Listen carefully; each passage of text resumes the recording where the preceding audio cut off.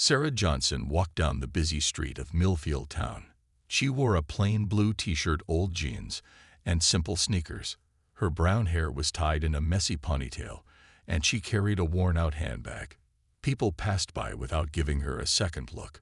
To everyone in town, she was just an ordinary woman who lived in a small house on Oak Street. The morning sun was warm as Sarah stopped to buy a coffee from a street cart.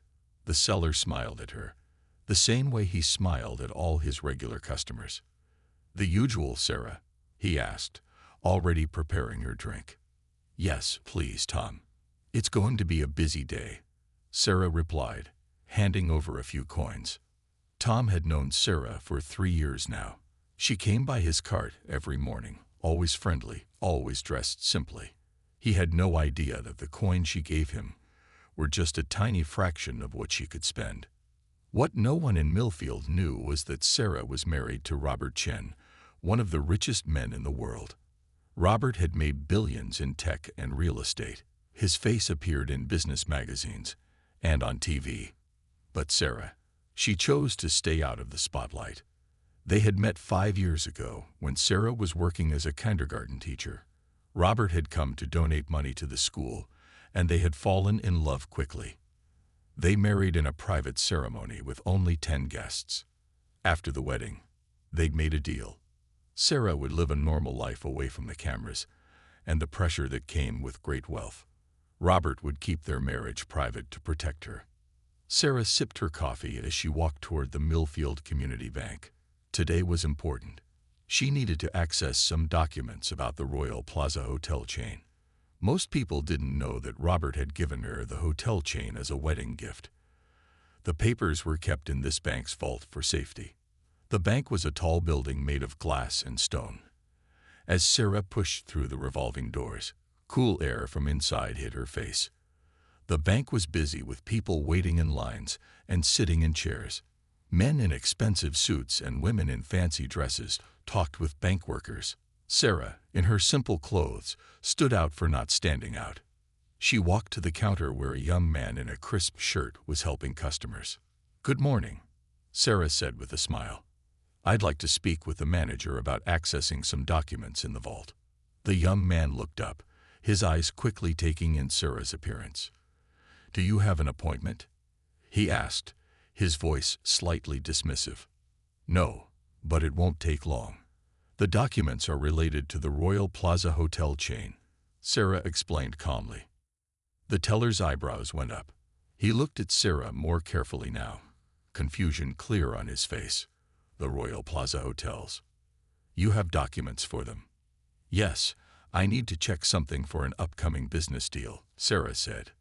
The teller pressed a button, and soon a middle-aged man in an expensive suit walked over. His name tag read Mr. Peterson, bank manager. "What seems to be the problem, Mark?" Mr. Peterson asked the teller. "This lady says she needs to access documents for the Royal Plaza hotel chain," Mark explained, a small smile playing on his lips. Mr. Peterson turned to look at Sarah. His eyes went from her messy hair to her worn sneakers. He did not try to hide his disbelief. "Ma'am, those hotels are worth billions of dollars. Are you sure you're at the right bank?" he asked with a polite but clearly doubtful tone. Sarah nodded. "Yes, I'm sure. The documents are in your vault. I just need to review them for a business meeting tomorrow." Mr. Peterson and Mark exchanged glances. Other bank workers were starting to notice the conversation. A small crowd of employees began to gather nearby, curious about what was happening. Little did they know, their ordinary Tuesday was about to become very interesting indeed. Mr. Peterson led Sarah to a small meeting room away from the main bank floor. The room had a plain table, 4 chairs, and a potted plant in the corner. The walls were thin, and Sarah could hear people whispering outside. "Please sit down, Ms." Mr. Peterson gestured to a chair. "Mrs. Johnson," Sarah said as she sat down. She did not mention her full married name, Sarah Chen Johnson. That would end this game too quickly. Mr. Peterson sat across from her, placing a folder on the table. His smile did not reach his eyes. "So, Mrs. Johnson, You claim to have documents about the Royal Plaza Hotel chain in our vault. I don't claim anything, Sarah replied calmly. I know they are there because I put them there 3 years ago. And you are connected to the Royal Plaza Hotels, how exactly? Mr. Peterson asked, tapping his expensive pen on the table. I own them, Sarah said simply. Mr. Peterson could not hide his laugh. It burst out before he could stop it. He quickly covered his mouth. I'm sorry, but the Royal Plaza chain is worth over $5 billion. It has 20 luxury hotels around the world. 23 now. We opened new ones in Tokyo, Dubai, and Sydney last year, Sarah corrected him. Mr. Peterson leaned back in his chair. He stared at Sarah's old handbag sitting on the table. He noticed her plain watch and the lack of expensive jewelry. In his 20 years of banking, he had met many rich people. They all dressed to show their wealth. This woman in front of him looked like she might work in a small shop. Mrs. Johnson, I hope you understand that I need to be careful. Anyone could walk in and claim to own a major hotel chain. Sarah nodded. I understand. That's why my ID and ownership papers are in your vault. Box 712. Mr. Peterson wrote down the box number. Let me check our records first. He left the room, closing the door behind him. Outside, Sarah could hear laughing. Through the small window in the door, she saw Mr. Peterson talking to other bank workers. He was making gestures and smiling. The others were laughing too. One woman covered her mouth in surprise. A man slapped his knee in amusement. Sarah sighed. This happened often when people didn't know who she was. She and Robert had agreed to keep their marriage private. He lived in the public eye, but she wanted a normal life. She taught at the local school 3 days a week, shopped at regular stores, and drove a 10-year-old car. 5 minutes passed. Then 10. Sarah checked her watch. Her meeting with the hotel managers was tomorrow. She needed those papers today. Finally, Mr. Peterson returned with another man. This new man wore an even more expensive suit. His name tag read, James Wilson, Regional Director. Mrs. Johnson, Mr. Wilson said, his voice smooth but doubtful. I'm told you believe you own the Royal Plaza Hotels. I don't believe. I know, Sarah replied. Mr. Wilson smiled like he was talking to a confused child. The Royal Plaza Hotels are owned by Chen International Group. The CEO is Robert Chen. Yes, I know who my husband is, Sarah said quietly. The room went silent. Mr. Peterson and Mr. Wilson stared at her. Your husband? Mr. Wilson asked, his voice suddenly higher. Yes, we've been married for 5 years. Mr. Peterson laughed again, but nervously this time. Mrs. Johnson, Robert Chen is one of the richest men in the world. His wife would not be dressed like. He gestured at her clothes, then stopped himself. Like what? Sarah asked, raising an eyebrow. Mr. Wilson stepped in quickly. What my colleague means is that we need proper proof before we can access such important documents. Perhaps you have some identification. My ID is in the vault with the papers. That's why I'm here, Sarah explained again. I see. Mr. Wilson did not see. He thought this woman was confused or trying to pull some kind of trick. Well, without proper identification, we cannot help you. Sarah reached for her phone. Then I'll have to call my husband. The two men exchanged looks. They were sure she was lying now. Please do, Mr. Peterson said with a smirk. This would be interesting. Sarah dialed a number on her phone. She put it on speaker so the bank men could hear. The phone rang 3 times. Hello, darling. Is everything okay? A deep male voice answered. Mr. Peterson and Mr. Wilson watched Sarah carefully. They thought she was faking the call. Not really, Sarah said. I'm at Millfield Community Bank. I need to get those hotel papers from the vault for tomorrow's meeting, but they won't let me access them. There was a short silence on the other end. Did you tell them who you are? Yes, but they don't believe me. I'm with the bank manager, Mr. Peterson, and the regional director, Mr. Wilson. Mr. Wilson leaned forward. He still thought this was a trick. "Ma'am, if that is really Robert Chen, maybe he could answer a few questions to prove his identity." The voice on the phone sounded annoyed now. "This is ridiculous. Put me on video call." Sarah switched to video. The face of Robert Chen appeared on the screen. He was sitting in what looked like a large office. Behind him was a view of the city from high up. Mr. Peterson's mouth fell open. Mr. Wilson blinked several times. "Gentlemen," Robert said, his voice cold, "why are you refusing to help my wife?" Mr. Wilson found his voice first. "Mr. Chen, we had no idea. She doesn't have any ID with her, and she doesn't look."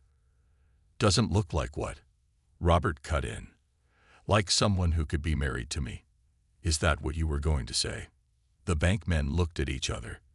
Their faces turned red. "Sarah and I value our privacy," Robert continued. "She chooses to live simply. That doesn't make her any less my wife, or any less the owner of the Royal Plaza Hotels." "Of course, Mr. Chen. We understand now," Mr. Wilson said quickly. "We'll help Mrs. Johnson right away." "That's good to hear," Robert said, "because I was about to call your CEO, Jack Thompson. We play golf together every month." The two men looked even more worried now. "No need for that, sir," Mr. Peterson said quickly. "We'll take Mrs. Johnson to her vault box right now." Sarah smiled at her husband on the screen. "Thank you, Robert. Will you be home for dinner?" "I should be. I have one more meeting," Robert replied, his voice softer now. "Do you need me to come there?" Sarah looked at the now nervous bankmen. "I don't think that will be necessary. They seem very helpful now." "Good. Call me if you need anything else." Robert ended the call. The room was quiet for a moment. Then Mr. Wilson stood up quickly. "Mrs. Chen Johnson, please follow me. I'll take you to your vault box myself." Sarah picked up her worn handbag. "It's just Johnson in public, please. I prefer to keep things simple." "Of course, Mrs. Johnson," Mr. Wilson said. He opened the door for her and led her toward the vault area. As they walked through the bank, Sarah noticed how differently people looked at her now. The same workers who had laughed earlier now stared with wide eyes. Some tried to smile at her. Others whispered to each other. Mr. Peterson walked behind them, making phone calls. Sarah could hear him saying, "Yes, Robert Chen's wife is here. Yes, that Robert Chen." At the vault entrance, a security guard checked Mr. Wilson's ID. The guard looked at Sarah with new interest. "Mrs. Johnson is here to access box 712, Mr. Wilson explained. "Right away, sir," the guard said, opening the heavy vault door. Inside the vault, rows of metal boxes lined the walls. The room was cold and smelled like metal. Mr. Wilson led Sarah to box 712. He used his key along with Sarah's key to open it. Inside the box were several folders with the Royal Plaza Hotel logo. On top was Sarah's ID card that showed her full name, Sarah Chen Johnson. Mr. Wilson looked at the ID, then at Sarah. "Mrs. Johnson, I cannot apologize enough for how we treated you." Sarah took the hotel papers from the box. "It happens all the time. People see what they expect to see." As they walked back to the main area, Sarah thought about how quickly things had changed. The same people who had laughed at her were now falling over themselves to please her. She wondered what would happen when Robert arrived in person. Sarah sat at a large desk in a private room at the bank. Mr. Wilson had given her the best meeting room they had. It had leather chairs, fresh flowers, and a coffee machine. This room was usually saved for the bank's richest clients. "Is there anything else you need, Mrs. Johnson?" Mr. Wilson asked. His voice was now very polite. His hand shook a little as he poured her a cup of coffee. "No, thank you. I just need to review these papers," Sarah replied. She opened the folder and began to read. Mr. Wilson nodded and backed out of the room. "Please call if you need anything at all." Once alone, Sarah smiled to herself. It was always the same. People judged her by her simple clothes and old handbag. Then they found out who she was married to, and suddenly they treated her like a queen. Sarah read through the hotel papers carefully. The Royal Plaza in London needed some changes. The manager there had asked for money to update the rooms. Sarah made notes on what to approve. Outside the room, the bank was in a state of panic. Word had spread that Robert Chen's wife was in the building. Robert Chen, the man worth over $50 billion, the man whose company owned buildings in every major city, the man who could buy this entire bank with just a small part of his money. Mr. Peterson ran around straightening pictures on the walls. He told workers to clean the floors again. He ordered fresh flowers for the front desk. What if Mr. Chen comes here? He kept saying, everything must be perfect. In another part of the city, Robert sat in his big corner office. He had just finished his video call with Sarah. He was angry about how the bank had treated her. Robert knew that Sarah liked to live simply. It was one of the things he loved about her. In a world where everyone wanted to show off their money, Sarah just wanted to be normal. Robert looked at his watch. He had a meeting in 30 minutes with business people from Japan. It was an important meeting. Millions of dollars were at stake. But Robert couldn't focus. He kept thinking about Sarah at that bank, about how those men had laughed at her, how they had looked down on her because of her clothes. Robert picked up his phone and called his assistant. Cancel my meeting with the Japanese group, he said. Tell them something urgent came up. We'll meet tomorrow instead. Yes, sir, his assistant replied. Should I tell them what the urgent matter is? Robert thought for a moment. Tell them it's a family matter. He hung up and called his driver. Bring the car around. We're going to Millfield Community Bank. Back at the bank, Sarah finished reviewing her papers. She put them back in the folder and stood up.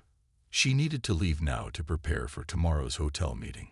She opened the door and found Mr. Wilson waiting outside. All done, Mrs. Johnson? He asked with a big smile. Yes, thank you, Sarah said. I need to go now. Of course.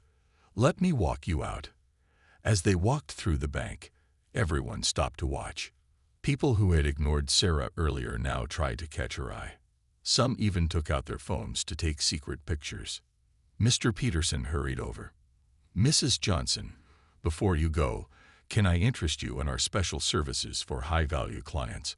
We offer many benefits that might interest you and Mr. Chen. Sarah shook her head. No, thank you. We're happy with our current arrangements. They reached the front door of the bank. Mr. Wilson held it open for her. Thank you for visiting us today, Mrs. Johnson. We hope to see you again soon, he said loudly, making sure everyone could hear. Sarah stepped outside into the sunshine. She was about to walk toward the bus stop when a long black car pulled up in front of the bank. The driver jumped out and opened the back door. A tall man in a perfectly fitted suit stepped out. He wore expensive sunglasses and a gold watch that cost more than most houses. Sarah's eyes widened in surprise. It was Robert. The bank went completely silent as everyone stared through the glass doors. Robert Chen walked toward the bank entrance. He moved with the easy confidence of a man who owned the world. 2 bodyguards followed him at a distance. People on the street stopped to stare. Some took pictures with their phones. Robert, what are you doing here? Sarah asked as he reached her. I thought you had an important meeting. Robert smiled and kissed her cheek. You're more important. He looked at the bank behind her. So this is where they gave you trouble. Inside the bank, people pressed against the windows to watch. Someone whispered, That's really him. That's Robert Chen. Mr. Peterson rushed outside. His face was red, and he was breathing hard. Mr. Chen, what an honor to meet you, sir. Welcome to Millfield Community Bank. Robert looked at him coolly. Are you the manager who refused to help my wife? Mr. Peterson's smile froze. There was a misunderstanding, sir. Once we knew who Mrs. Johnson was. That's the problem. Robert cut in. You should treat all your customers with respect, not just the ones you think are rich. Mr. Wilson came outside too. He looked nervous. "Mr. Chen, please come inside. We have a private room ready for you." Robert turned to Sarah. "Have you finished what you came here to do?" Sarah nodded. "Yes, I have all the papers I need." "Good." Robert looked back at the bankmen. "Then we don't need to go inside. Our business here is done." The color drained from Mr. Peterson's face. "But sir, we would love the chance to discuss how our bank can serve your financial needs." Robert laughed. It was not a friendly laugh. "My wife came to your bank for a simple service, and you laughed at her. You judged her by her clothes. You treated her like she was nothing." The bankmen stood silent, their faces showing their shame. "Robert, it's okay," Sarah said softly. "It happens all the time." "That's what bothers me," Robert replied. He turned back to the bankmen. "Do you know why I fell in love with Sarah? It wasn't because she's beautiful, though she is. It was because she doesn't care about money or status." Mr. Peterson and Mr. Wilson looked at the ground. "She was a kindergarten teacher when we met," Robert continued. "I offered to buy her anything she wanted after we got married. Know what she asked for? Money to fix up her school's playground." Sarah touched Robert's arm. "They don't need to hear all this." "I think they do," Robert said. "They need to understand that real worth isn't about designer clothes or fancy cars." Robert took out his phone and made a quick call. "Hello, Jack. Yes, I'm standing outside your Millfield branch right now.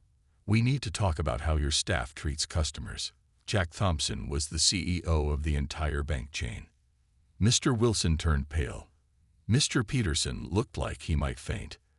"Yes, I'll send you the details," Robert continued. "I think some staff changes might be needed here." He ended the call and put his phone away.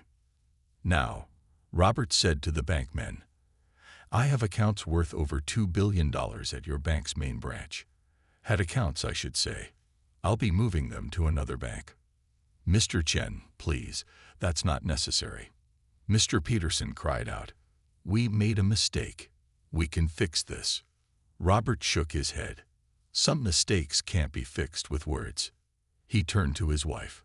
"Ready to go home, Sarah?" Sarah nodded. She felt a little sorry for the bankmen, but they had been very rude to her. Robert put his arm around Sarah's shoulders, and they walked to his car. The driver held the door open. "Wait," Mr. Wilson called. "Mr. Chen, Mrs. Johnson, please reconsider." But the car door closed, and a long black car pulled away from the curb. Inside the bank, phones started ringing. Word had reached the head office about what had happened in Millfield. In the car, Sarah looked at Robert. "You didn't have to do that. Moving all that money to another bank is a lot of work." Robert held her hand. They needed to learn a lesson. No one should be treated badly because of how they look or dress. Sarah smiled. She loved how Robert always stood up for what was right. That was one of the reasons she had fallen in love with him. "Where to now, sir?" the driver asked. "Home, please, Tom," Robert replied. As they drove through town, Sarah thought about their unusual life. They lived in two different worlds. Robert spent his days in tall office buildings, making deals worth millions. Sarah taught at the local school and shopped at the same stores as everyone else. They had agreed on this arrangement when they got married. Sarah didn't want the pressure of being a billionaire's wife in public. She wanted to keep teaching and living a normal life. Robert understood and kept their marriage private. But sometimes, like today, their two worlds crashed together. Meanwhile, at the Millfield Community Bank, everything was in chaos. The phone had not stopped ringing since Robert Chen left. The main office wanted to know what had happened. How had they lost a $2 billion client? Mr. Peterson sat in his office with his head in his hands. His boss had just called to tell him that he was suspended until further notice. 20 years of working at the bank, all ruined because he judged a woman by her clothes. Mr. Wilson was on the phone with the CEO himself. "Yes, sir. I understand. It was a terrible mistake. We had no idea who she was." The CEO's voice was cold. That's exactly the problem. Wilson, you shouldn't treat people differently based on who they are or how much money they have. Outside Mr. Peterson's office, the bank workers whispered to each other. They had all seen Robert Chen. Some had taken pictures on their phones. The story of what happened was already spreading around town. Did you see his watch? One worker said, it probably cost more than we make in a year. And she was just wearing jeans and an old t-shirt, another replied. Who would have thought she was his wife? By late afternoon, news vans had arrived outside the bank. Reporters wanted to know why Robert Chen, one of the richest men in the world, had visited a small bank in Millfield. Back at their home, Robert and Sarah relaxed in their garden. Their house was nice, but not too big. They had chosen it because it was close to the school where Sarah taught. The hotel meeting is tomorrow, Sarah said. I should prepare. Robert nodded. Do you want me to come with you? No need, Sarah replied. I can handle it. Besides, you've already missed one important meeting today because of me. Robert's phone rang. It was Jack Thompson, the bank CEO.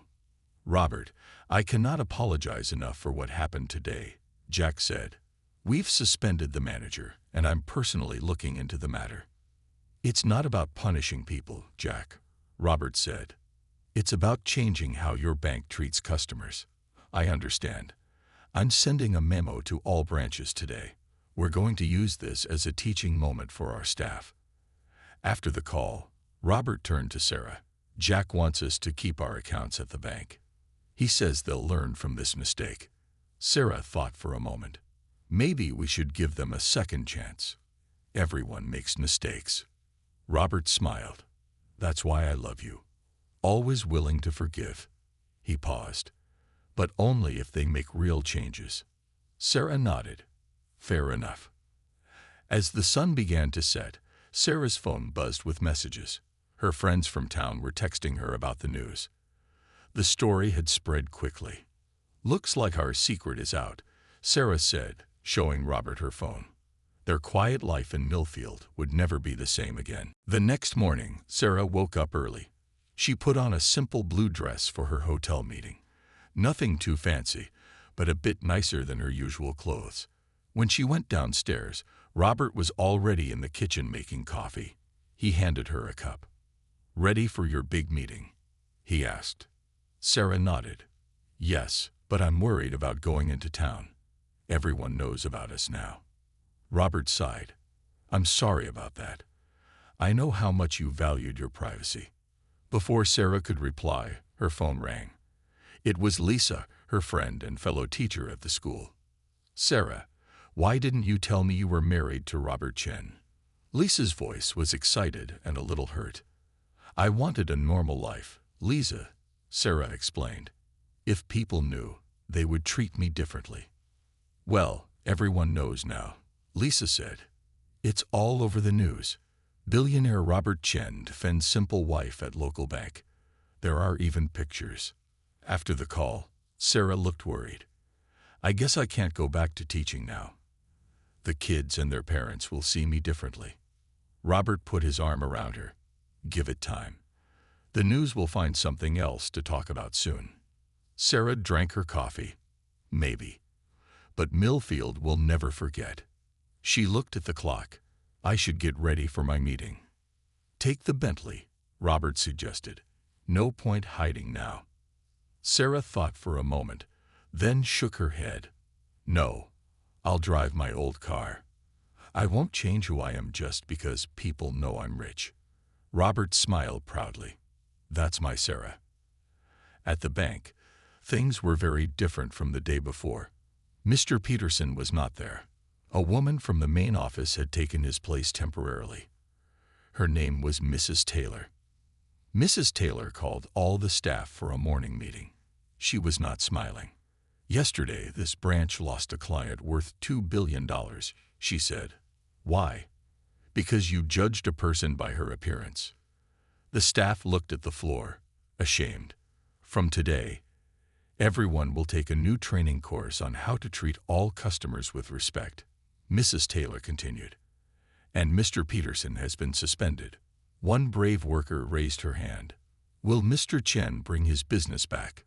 "That depends on us," Mrs. Taylor said. "We need to show him and his wife that we've learned our lesson."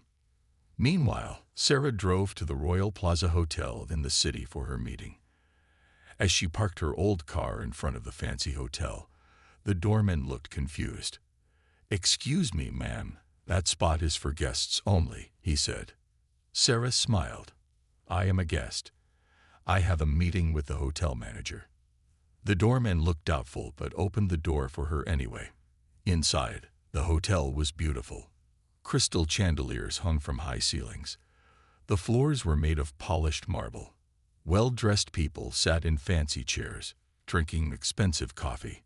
Sarah walked to the front desk. "Hello, I'm here to see Mr. Anderson." The desk clerk looked at her simple dress and old handbag. "Do you have an appointment?" "Yes," Sarah replied. "I'm Sarah Johnson." The clerk checked his computer. His eyes widened. "Mrs. Johnson, I'm so sorry. I didn't recognize you. Mr. Anderson is waiting for you in the conference room." As the clerk led her through the hotel, he kept looking back at her nervously. "I hope you don't mind me asking, but are you really the owner of this hotel?" Sarah nodded. "Yes, I am." "And you're married to Robert Chen?" "Yes." They reached the conference room. Inside, 5 hotel managers stood up quickly when they saw Sarah. "Mrs. Chen," they said together. Sarah smiled. "Please, call me Mrs. Johnson. Now let's talk about those renovations you wanted." The meeting began, but Sarah noticed how differently everyone treated her now. They agreed with everything she said. They laughed at all her jokes. They kept offering her tea and snacks. Sarah missed the days when people treated her normally. After the hotel meeting, Sarah drove back to Millfield. The meeting had gone well. The managers had approved all her ideas for the hotel updates. But Sarah knew they would have agreed to anything she said now that they knew who she was. As Sarah drove through town, she noticed people watching her car. Some pointed. Others took pictures with their phones. Her simple life in Millfield was over. She stopped at Tom's coffee cart, the same place she bought coffee every morning. Tom's eyes went wide when he saw her. "Mrs. Johnson, or should I say Mrs. Chen?" Tom said nervously. "Your coffee is on the house today." Sarah shook her head and put her money on the counter. "No, Tom. I'll pay just like I always do." Tom looked confused. "But you're rich. You don't need to pay for coffee." "Being rich doesn't mean I should get things for free," Sarah said. "I want you to treat me the same as before." Tom nodded slowly and took her money. "If that's what you want. But it feels strange serving coffee to a billionaire's wife." Sarah took her coffee. "I'm still the same person, Tom." But as she walked away, Sarah knew things would never be the same. People would always see her as Robert Chen's wife now, not as Sarah the teacher. At home, Robert was on the phone in his office. He was talking to Jack Thompson, the bank CEO, again. "Yes, Jack, I appreciate the changes you're making," Robert said. "Training all staff is a good start." After he hung up, Sarah came into the office. "How did the hotel meeting go?" Robert asked. "Fine," Sarah said, sitting down. "But everyone was so different with me. No one disagreed with anything I said. It wasn't a real meeting." Robert understood. "It's hard when people see your money instead of you. I went to the school too," Sarah continued. "Principal Davis suggested I take some time off. He thinks the children and parents might be distracted by who I am now." Robert frowned. "That's not fair. You're a good teacher." "Life isn't always fair," Sarah replied. She looked out the window. "I've been thinking. Maybe we should move." "Leave Millfield?" Robert asked, surprised. Sarah nodded. "Start fresh somewhere else. Somewhere I can just be Sarah again." Robert thought for a moment. "We could. But wouldn't that be running away? I thought you loved this town." "I do," Sarah said. "But I love being normal more." They sat in silence for a while. Then Robert had an idea. What if, instead of hiding who we are, we use it to help people? Sarah looked at him. What do you mean? The bank incident showed how people are treated differently based on how they look or how much money they have, Robert explained. What if we started a foundation to teach businesses about treating everyone equally? Sarah thought about this. You mean, use what happened to me to help others? Exactly, Robert said. We could start with banks and hotels, then expand to other businesses. For the first time that day, Sarah smiled. I like that idea. We could call it the Equal Treatment Foundation. And you could run it, Robert suggested. Use your teaching skills to train business people. Later that evening, Sarah sat on their porch, looking at the town lights. News vans were still parked near their house. People drove by slowly, hoping to see the billionaire couple. Sarah's phone buzzed with a message. It was from Mrs. Taylor at the bank. Mrs. Johnson, I'd like to apologize again for how you were treated. We're making big changes. Would you consider coming to speak to our staff about your experience? Sarah showed Robert the message. This could be the first step for our foundation. What will you say to them? Robert asked. Sarah thought for a moment. I'll tell them that everyone deserves respect, no matter what they wear or how they look. Robert smiled. From something bad can come something good. For the first time since the bank incident, Sarah felt hopeful about the future. 6 months later, Sarah stood in front of a large room filled with bank workers. She was giving a talk about equal treatment. This was the 20th bank she had visited since starting the Equal Treatment Foundation. I was judged because of my simple clothes, Sarah told the crowd. But we all judge people every day based on how they look, how they talk, or what they own. We need to stop. The bank workers listened carefully. Many took notes. In the back of the room sat Mr. Peterson, the manager who had laughed at Sarah that day. He had been given his job back after taking special training. After her talk, Mr. Peterson came up to Sarah. Mrs. Johnson, I want to thank you again. You changed how I see people. I could have lost my job forever, but your foundation gave me a second chance. Sarah smiled. Everyone deserves a second chance, Mr. Peterson. Outside the bank, Robert was waiting in the car. How did it go? He asked as Sarah got in. Very well, Sarah replied. I think they really listened. In the 6 months since the bank incident, many things had changed.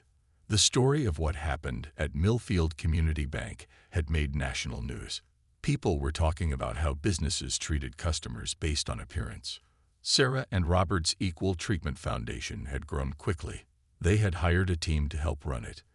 The foundation worked with banks, hotels, stores, and restaurants to train staff on treating all customers with respect. Sarah had not returned to teaching at the school.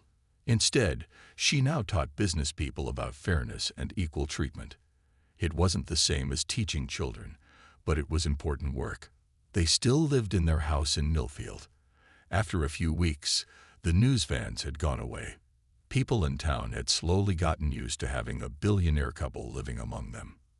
Some things had returned to normal. Sarah still shopped at the local stores and wore simple clothes. She still drove her old car most days. But other things had changed forever. People knew who she was now. They smiled and waved when they saw her. Some still asked for pictures or autographs. Tom at the coffee cart had finally stopped trying to give her free coffee. Your usual, Mrs. Johnson? He asked now, just like before. The Millfield Community Bank had changed too. Under Mrs. Taylor's leadership, it had become a model for other banks. All customers were treated with respect, no matter how they dressed or what car they drove. As for Mr. Wilson, the regional director, he had been moved to a smaller branch in another town. He was still working to earn back the trust of the bank leaders. Robert's company had created a new rule for all its businesses. Workers had to take training on how to treat people equally. This had spread to other big companies too. Where to now? Robert asked as they drove away from the bank. Home, Sarah said. I want to work on my talk for tomorrow's hotel conference. Robert smiled. You know, when I defended you that day at the bank, I never thought it would lead to all this. Sarah looked out the window at the town she loved. Sometimes good things come from bad situations. Are you happy, Sarah? Robert asked. Even though everyone knows our secret now. Sarah thought for a moment. I miss my quiet life sometimes. But the work we're doing is important. And I still have you. As they drove through town, people waved at their car. Some children called out Sarah's name. She waved back. Sarah had lost her private life, but she had gained a chance to make a difference. She wasn't just a teacher anymore, or just a billionaire's wife. She was a woman who was changing how businesses treated people. And that was worth more than all the money in the world.